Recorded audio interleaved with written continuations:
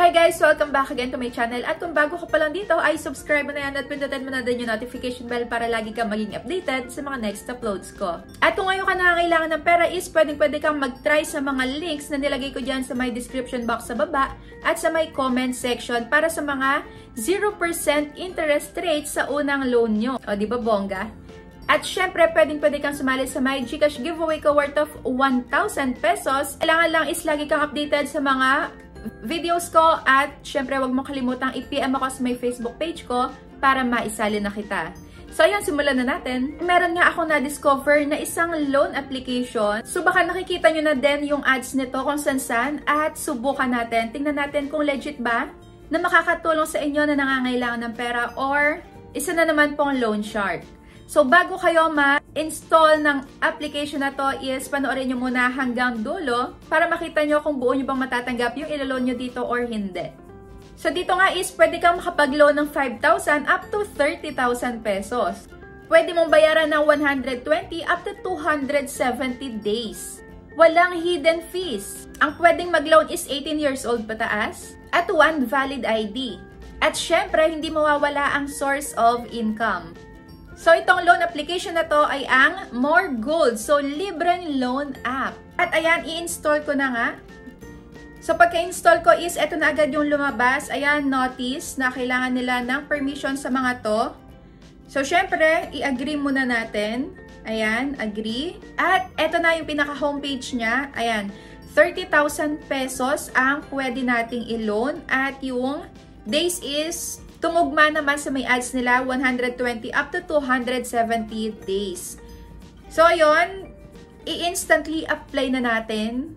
Oh, meron dito nakalagay na cash benefits. So, get free cash up to 100,000 pesos. O, sige, baka pakulo nila to para merong mag-loan sa kanila. Sige, pindutin natin, get it now.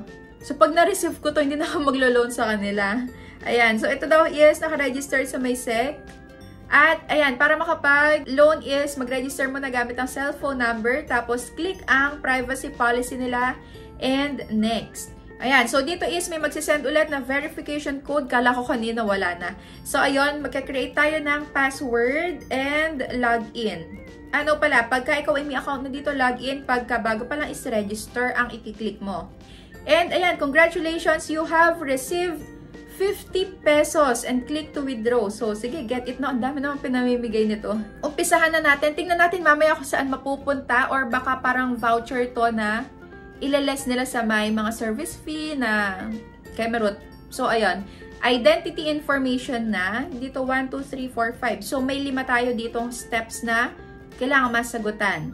So, dito is, una nilang hinanap is ID type. Next is birthday and gender. So, ito yung mga ID type nila. Type nilang ID. TN, driver's license, UMI, GSIS, voters, SSS, PRC, postal ID, passport, OID. Oh, pwede yung overseas workers. And next is marital status, education, residential address. May pipilian ko lang dito. And itatype mo yung province, city, and next. So, dito, email pala kailangan din. Tapos, alternative phone number. So, ayun, maglagay ka dito ng isa mo pang number and social account. Kailangan nila na ang account natin. Pagka hindi nakapagbayad, ipopost sa may Facebook. So, siguro, ano lang, background check. Ayan, Facebook. Wala naman nakalagay na optional, kaya dapat is ilagay natin to. So, sige, ilagay natin. Pwedeng Facebook, Viber, WhatsApp, tapos may isa pa, Skype, ang pwedeng piliin. So, dito next is, sa may work information naman, ayan, company name, pay period, kung kailan ka sumasahod, tapos yung salary, company phone, ayan, ako, ilalagay yung phone ng company, tapos company address. And next naman is sa may contact references naman. Tingnan natin kung ilan yung hinihingi dito. At ayun na ba yung sinasabi ko, kailangan ng 5 contact references dito sa More Gold. Dito is pipiliin mo kung kaano-ano mo. Tapos lagay mo yung contact number. So pag nakapili na tayo ng 5 is in-next na natin. Facial recognition na. Ayan, please erect the cellphone, place face into the portrait frame. And ayan, next na natin. After kong mapicturean is, ayan, nag-check naman yung facial recognition. Ayan, pipicturean na yung ID na ipinresent natin kanina. So, ayun, pagkayaring picturean is, eto na ang mga papimilian kung magkano ang pwede. So, product list, meron silang VIP 2, VIP 1. Bakit hindi sunod-sunod? So, dito nga is 3,500. Wala namang nabago sa may amount, pero merong mga VIP 1, 2, 3, 4, 5. Ano ba yan? So, ayan, sige, mag-apply tayo sa may VIP 1. Sige, go. Payment method. So, ayan, withdrawal channel. Pwede dito yung GrabPay, GCash, Coins, PayMaya, RD Pawnshop, M. Luwilier. So, ayun. Tapos, withdrawal account. Kung GCash ang pipiliin mo is, number mo ilalagay mo dito. At kailangan pa ng isa pa nilang alternative way. So, ayun. Kailangan dalawa. If there are too many applications at the same time, it is recommended to fill in alternative channels to prevent loan failure. Okay, sige. Maglagay tayo ng isa pang withdrawal channel. At, ayun. Pili lang ako ng isa pa dito. So, ayun. Coins PH. And, click ulit yung privacy policy sa baba and confirm loan. At ayan na, application submitted. So, you can return to the application list and continue to apply for other products. So, habang tayo ay nag-aantay kung maa-aprobahan ba or hindi is, pwede pa daw tayo ulit mag-apply sa iba pang products. Pero, wag muna, syempre, try muna natin tong isa na to, di ba? So, ayun, congratulations! New loan amount is unlocked. So, only today, apply now. Ang lakas makabudol nito no? Unlock agad. So, dito ang nakalagay na sa may bill. Ayan, nandito. Dito natin makikita. Oh, so yung naklik ko pala kanina is VIP 14. O, sige. In progress pa at yung 3.5, tingnan natin kung may mababawas ba, kung ano-ano pa yung mga fees na ikakaltas nila at idadagdag.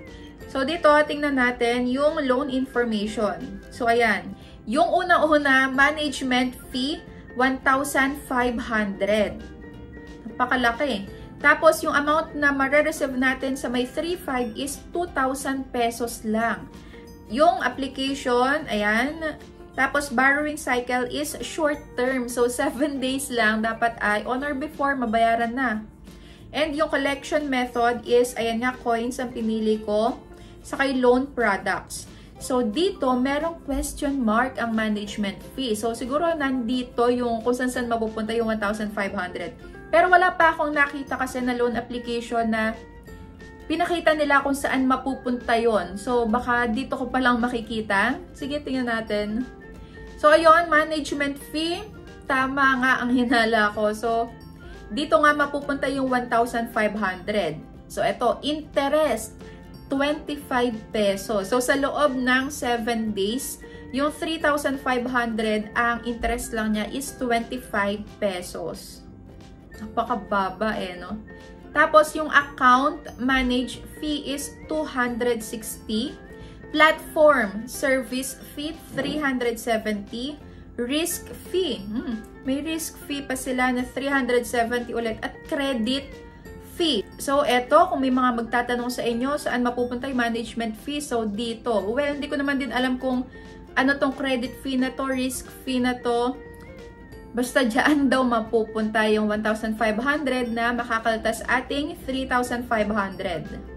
So, dito is, tumingin ako sa may facts nila. How long does it take to review? Ayan. So, 1 to 2 business days daw, such as on weekends. So, to complete the review within 3 to 4 business days. So, medyo matagal yung kanilang pag-review. At kung kayo ang tatanungin ko is itutuloy nyo pa ba yung paglo-loan nyo dito? So, kung nakikita nyo yung loan application na to is kayo na ang mag-decide agad-agad.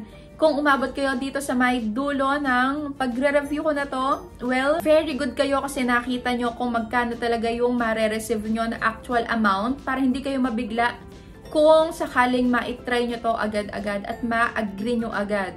So, ayun, wag na wag kayong mag-confirm agad ng loan kung hindi nyo pa naman nakikita yung lahat ng details about doon. So, laging basahin ang loan terms, agreements, disclosure, at iba pa para malinaw din ang lahat. So, para sa akin is malaki talaga yung mababawas dito. Kaya no ako dito, so hindi ko na ipagpapatuloy yung pagla-loan ko dito. Ang mahalaga is nalaman nyo din na hindi nyo nga buong makukuha kung sakaling mag-loan kayo dito. So, yun lang. Kung may tanong pa kayo is comment nyo lang dyan. And that's it for today's video. Thank you for watching!